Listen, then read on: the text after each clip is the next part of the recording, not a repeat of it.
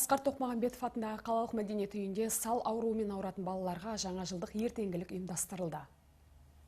Жаңа жыл қарсаңында әрбір бала ғажайып мезетті асыға күтеді. Бұл шарада да ерекше балалар Аяз ата мен Ақшақарды қуана қарсы алып шаттанды.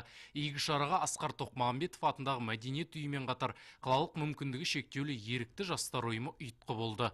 Бұл жаңа жыл шыршаның негізгі мақсаты үйде отырып, қалаға шыға бермейтін кішкене достарымызға арналады, ортаға келіп араласын деген ниетпен.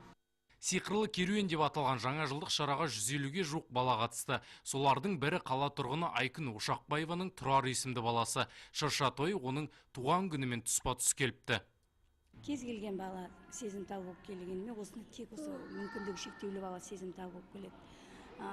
Түсінеді, айтқанды түсінеді, істе деген нәрсені істеуге тырысады.